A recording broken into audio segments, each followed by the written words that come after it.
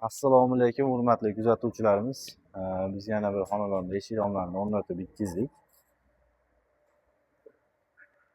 Xo'p, akamizga Ekepeng alyumindan zolotoy ranglarda yo'duviy bir qavat ayna qilib solib berganmiz. Usullarni ham o'raganmiz.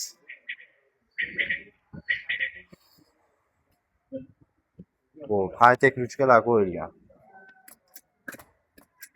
Ochilib yopilishlari juda ham cho'qqi bo'lgan. Ichkariga podokonnliklar ham qo'yilgan, hozir ko'rsatamiz.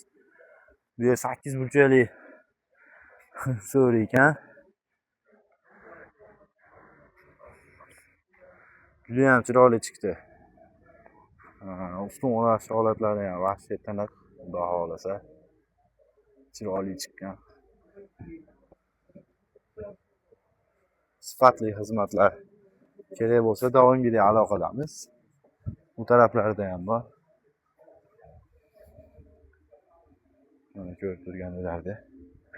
Xo'p, har bir romga bittadan ochiladigan qo'yganmiz. 4 tadan ko'z bo'lgan, splashli holatda bo'lgan.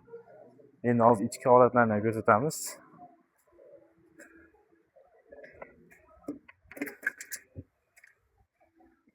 Xo'p, ichki holatlari. Bucheli qilib podokonnliklarni bucheli qilib o'raganmiz. O'ta ham chiroyli chiqqan. Oqinli ruchkalar qo'yganmiz. Xo'p. Mana ochilib yopilishlari juda ham cho'qqi bo'lgan.